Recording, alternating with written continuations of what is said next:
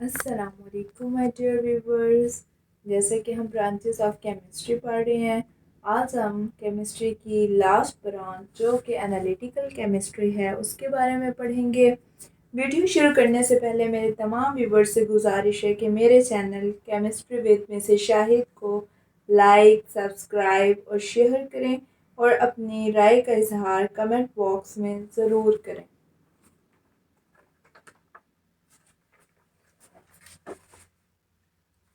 तो पढ़ते हैं हम एनालिटिकल केमिस्ट्री की डेफिनेशन के बारे में।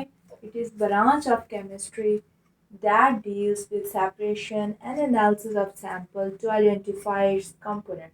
कि केमिस्ट्री की एक ऐसी ब्रांच है जिसके अंदर हमारे पास अगर कोई भी सैंपल है तो हम पहले उसकी सेपरेशन करेंगे और फिर उसकी एनालिसिस करेंगे ताकि हम अपने सैंपल के अंदर कौन कौन से हमारे पास कंपोनेंट्स हैं हम उसको आइडेंटिफाई कर सकें।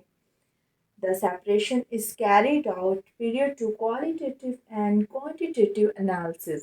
कि जो भी हमारे पास सैंपल होता है तो उसकी हम सबसे पहले सेपरेशन करते हैं और फिर एनालिसिस का प्रोसेस करते हैं। मीन सेपरेशन जो है वो हमेशा फर्स्ट प्योरिटी पे होगी, देन एनालिसिस टेक प्लेस होगा।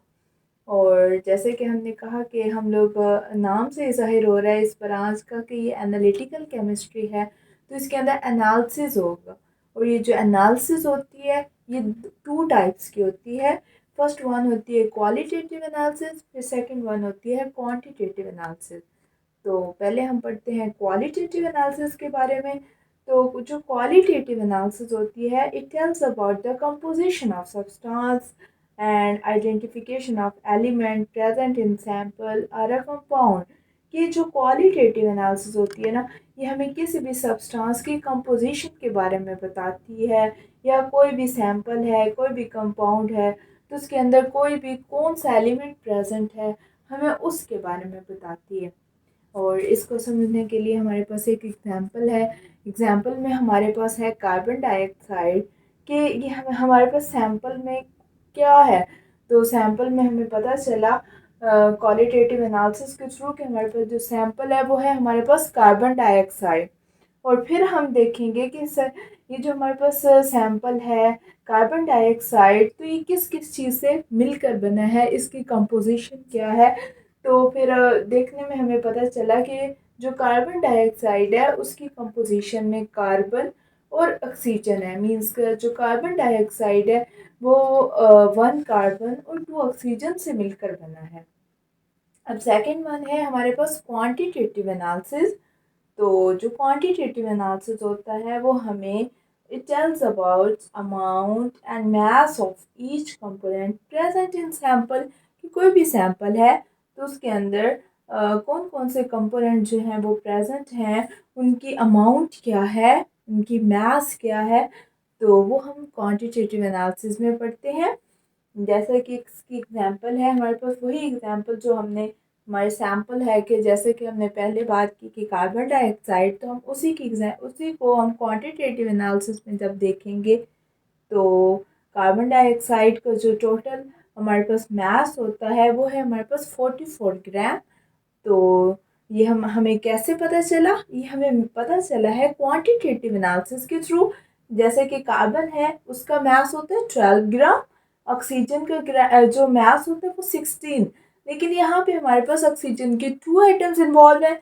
देन ऑक्सीजन के जो एक एक होता है ना 68 ग्राम, एक जो उसका मास होता है 16, हम उसको ऑक्सीजन के 2 आइटम्स के साथ जो 2 है उसके साथ जब मल्टीप्लाई करेंगे तो 16 मल्टीप्लाई इज इक्वल टू 32।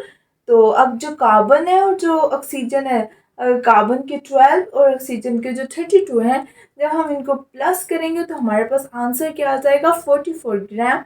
और ये सब कुछ हम कहाँ पे कार्य होते हैं, ये सब कुछ हम कार्य होते हैं क्वांटिटेटिव एनालिसिस में।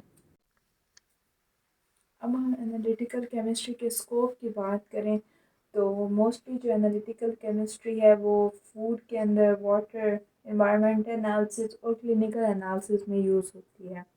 अब कैसे यूज़ होती है, जैसे कि अगर हमारे पास अब फूड है तो फूड आइटम के अंदर कौन कौन से कंपोनेंट्स बने पाए जाते हैं या फूड किन किन चीज़ों से मिलकर बनी है, उसको फाइंड आउट कर सकते हैं हम by using the analytical chemistry, कि जिसके अंदर हम फिर उस फूड का क्वालिटेटिव क्वांटिटेटिव एनालिसिस करवाते हैं।